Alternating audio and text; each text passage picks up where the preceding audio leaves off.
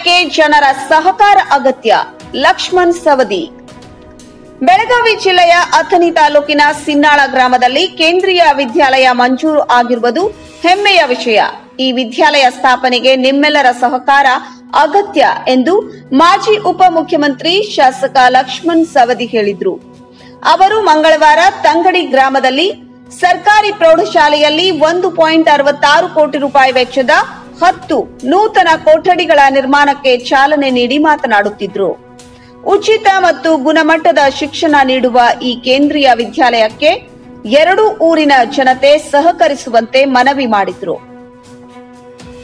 ಒಂದೊಮ್ಮೆ ಇಲ್ಲಿ ಕೇಂದ್ರೀಯ ವಿದ್ಯಾಲಯ ಆರಂಭವಾದರೆ ಬೇರೆ ಜಿಲ್ಲೆಗಳಿಂದ, ಹೊರ ರಾಜ್ಯಗಳಿಂದ ವಿದ್ಯಾರ್ಥಿಗಳು ಇಲ್ಲಿಗೆ ಬರುತ್ತಾರೆ. ವ್ಯಾಪಾರ, ಉದ್ಯೋಗ ಸೃಷ್ಟಿಯಾಗುತ್ತದೆ. ಅಷ್ಟೇ ಅಲ್ಲ, ಇಡೀ ರಾಜ್ಯದಲ್ಲೇ ಒಂದು ವಿಶೇಷವಾದ ಛಾಪು ಮೂಡುತ್ತದೆ ಎಂದರು. ಕೇಂದ್ರೀಯ ವಿದ್ಯಾಲಯ ಸ್ಥಾಪನೆಯಾದರೆ ಪಶುವೈದ್ಯಕೀಯ ಕಾಲೇಜಿಗೆ ಅಥಣಿ ತಾಲೂಕಿನ ಕೋಕಟನೂರು ಹೇಗೆ ಹೆಸರುವಾಸಿಯಾಗಿದೆಯೋ ಹಾಗೆಯೇ ಶಿನ್ನಾಳ್ ಗ್ರಾಮದಲ್ಲಿ ಕೇಂದ್ರೀಯ ವಿದ್ಯಾಲಯ ಸ್ಥಾಪನೆಯಾದರೆ ಈ ನಿಮ್ಮ ಊರು ಕೂಡ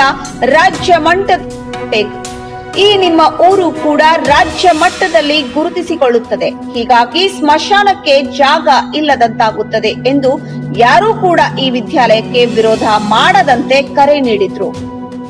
ಕೇಂದ್ರೀಯ ವಿದ್ಯಾಲಯದಲ್ಲಿ ದೊರೆಯುವ ಉತ್ಕೃಷ್ಟ ಶಿಕ್ಷಣವನ್ನು ನೀವು ಖಾಸಗಿ ಶಾಲೆಗಳಲ್ಲಿ ಪಡೆಯಬೇಕಾದರೆ ಲಕ್ಷಾಂತರ ರೂಪಾಯಿಗಳನ್ನು ಖರ್ಚು ಮಾಡಬೇಕಾಗುತ್ತದೆ. ಆದ್ದರಿಂದ ಈ ಬಗ್ಗೆ ಎಲ್ಲರೂ ಯೋಚಿಸಿ ವಿದ್ಯಾಲಯ ಸ್ಥಾಪನೆಗೆ ಸಹಕರಿಸಬೇಕೆಂದು ಮತ್ತೊಮ್ಮೆ ಮನವಿ ಮಾಡಿಕೊಳ್ಳುತ್ತೇನೆ ಎಂದು ಲಕ್ಷ್ಮಣ್ ಸವದಿ ಹೇಳಿದರು. ಈ ವೇಳೆ ಅಭಿಯಂತರರಾದ ಜೆಎ ಹಿರೇಮಠ್, ಎಂಎಸ್ ಮಗದುಂ, ಜಿಲ್ಲಾ ಪಂಚಾಯತ್ ಮಾಜಿ ಸದಸ್ಯ ವಿನಾಯಕ್ ಬಾಗಡಿ, ಶಿವರುದ್ರ ಗುಳಪ್ಪನವರ್, ಗಿರೀಶ್ ಸಜ್ಜನ್, ಶ್ರೀಶೈಲ್ ನಾಯಿಕ್, ಕೆಆರ್ ಪಾಟೀಲ್, ನಿಜಗುಣಿ ಮಗದುಂ, ಲಕ್ಷ್ಮಣ್ ಅವಳೆ, ಸಂಜಯ್ ಅದಾಟೆ, ಅಶೋಕ್ ಪೂಜಾರಿ, ಪವನ್ ಬಾಗಡಿ, ಶ್ರೀಶೈಲ್ ಪೂಜಾರಿ, ಅಬ್ದುಲ್ ಮುಲ್ಲಾ, ಅನಿಲ್ ತಳವಾರ್, ಬಾಬಾಸಾಬ್ ವಾಗ್ಮೋಡೆ, ಶ್ರೀಕಾಂತ್ ಪಾಟೀಲ್, ಕುಶಪ್ಪ ಬಂಡಗರ್, ಅಸ್ಲಂ ಪಠಾಣ್, ಪಿಂಟು ಮಗದುಂ ಸೇರಿದಂತೆ ಅನೇಕರು ಉಪಸ್ಥಿತರಿದ್ದರು. ಸಿದ್ದಯ್ಯ ಹಿರೇಮಠ್, ಸತ್ಯಂ ನ್ಯೂಸ್, ಕಾಗವಾಡ್.